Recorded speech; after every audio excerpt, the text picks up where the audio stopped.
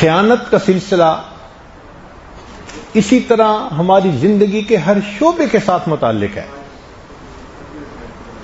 خاص طور پر وہ لوگ جو نان پروفٹ آرگنائزیشنز میں کام کرتے ہیں، یتیم خانے چلاتے ہیں، مدارس چلاتے ہیں، مساجد چلاتے ہیں، بیت المال کے نگران ہوتے ہیں، انجمنوں کے سیکٹری ہوتے ہیں، یہ لوگ بہت نازک موڑ پہ ہوتے ہیں.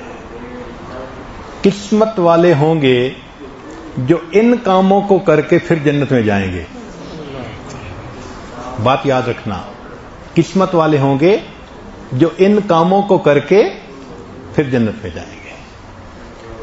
حضرت شاہ عبد الرحیم رحمۃ اللہ علیہ فرمایا کرتے تھے کہ جتنا مجھے مساجد مدارس کی سرپرستی سے ڈر لگتا ہے اتنا مجھے کسی اور چیز سے ڈر نہیں لگتا.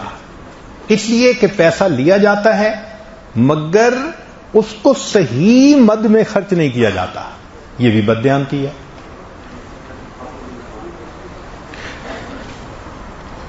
امدادی کام، سیلاب، وبا، زلزلہ، اب اس میں جو لوگ ڈونیٹ کرتے ہیں ان کے پیسے کو، ایک ایک پیسے کو صحیح خرچ کرنا یہ لازم ہے. اگر نہ کیا گیا تو بددیانتی کا گناہ ہوگا.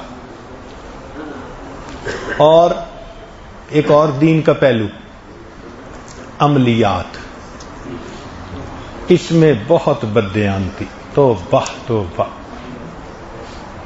کم ہوں گے جو عملیات کے میدان میں صاف بات کرنے والے ہوں گے. ورنہ دیکھا اچھا امیر آدمی ہے، بڑے دل کا ہے، اس نے کہا جی بیٹی کی طبیعت ٹھیک نہیں، ہاں لگتا ہے کسی نے کچھ کر دیا ہے. اور اس کے بعد کچھ عمل کر کے ہاں ایک عورت نظر آ رہی ہے، ایک سٹوری بناتے ہیں وہ، اور اس سٹوری کو پہلے اس بندے کے دماغ کو ریڈ کرتے ہیں کہ کون سی سٹوری اس کو جلدی اپیل کرے گی. تو اس کو جب کہتے ہیں نا کسی نے کچھ کر دیا تو ہر بندے کا کسی نہ کسی کے ساتھ تو مسئلہ ہوتا ہی ہے نا. وہ کہتا ہے ہاں پھپھو نے ہمارے ساتھ کچھ کر دیا ہے، خالہ نے کچھ کروا دیا ہے، وہ میرے پارٹنر نے کچھ کروا دیا ہے. اچھا نا مجھے آسیب کا اثر نظر آتا ہے، سخت اثر ہے. کوئی آسیب نہیں ہوتا، صرف اس کے ذہن کے مطابق اس سے بات کر دینے سے تاکہ وہ مان جائے. ہمیں ایک صاحب ملے، حضرت میرے اوپر بڑے جنات کا اثر ہے. میں نے کہا جنات کو آپ کے سوا کوئی نہیں ملا تھا.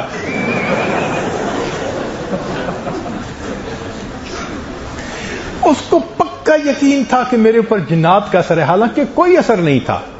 وہ سائیکولوجیکل اثر تھا اس کے اوپر، صرف کہ اس کو کہہ دیا تھا تمہارے اوپر جنات کا اثر ہے. اور وہ مریض بنتا جا رہا تھا، خدا کا بندہ. ہم نے کہا تیرے اوپر کوئی اثر نہیں. اس نے کہا جی فلاں نے کہا. ہم نے کہا بھائی کوئی اثر نہیں. جی فلاں نے بھی کہا. کوئی اثر نہیں. جی فلاں نے بھی کہا. ہم نے کہا بھئی یا تو ان کی بات مان لو یا ہماری بات مان لو، کھری بات کرتے ہیں. اس نے کہا جی کیا کروں؟ میں نے کہا کنفیوژن میں سے نکل آؤ، کچھ نہیں ہے. اور جی اگر جنہوں نے کچھ کر دیا، میں نے کہا ذمہ دار میں ہوں گا. کسی نے کیا کرنا تھا، اللہ نے اس کی عاملین سے جان چھڑا دی. تو خواہ مخواہ کسی پہ جادو کا اثر. اچھا یہ 4 چیزیں ہوتی ہیں. تجھے نظر لگ گئی ہے کسی کی تو یہ بھی گر چلتا ہے.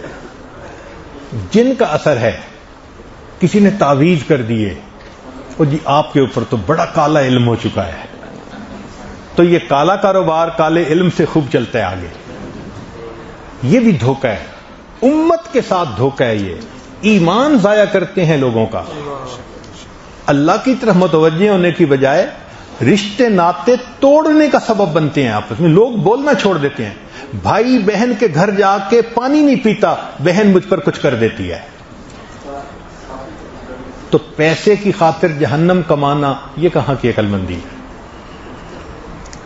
ایک صاحب آنے والوں کو کہتے تھے میں تعویذ بنا کے دوں گا، زعفران لے کے آنا.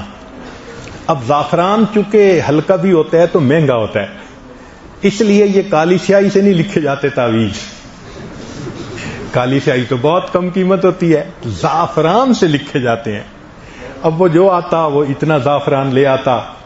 اب زعفران تو تھوڑا سا یہ کچھ بنا کے دے دیتے, زعفران اکٹھا کرتے اور مہینے کے بعد بیچ کے مزے کی زندگی گزار رہے تھے, زعفرانی زندگی گزار رہے تھے.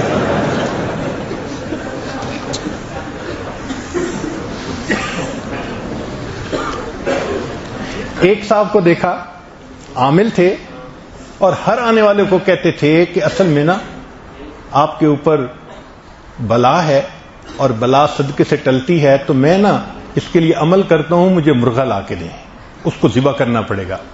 لوگ مرغے لاتے تھے, اپنے ذہن میں وہ بلائیں ٹلواتے تھے, یہ تلے ہوئے مرغے کھا رہے ہوتے تھے. اور ایک صاحب تو سبحان اللہ عجیب, وہ الو کے ذریعے کام کرواتے تھے. وہ کیسے کہ ایک بندے نے الو پالا ہوا تھا, اب اس الو کو انہوں نے مختلف جگہوں پہ جا کے اڑاتے تھے تو وہ گھر پہنچتا تھا سیدھا. وہ تو کبوتر کو کہیں کسی پرندے کو سکھا دیں وہ سیدھا گھر پہنچے گا.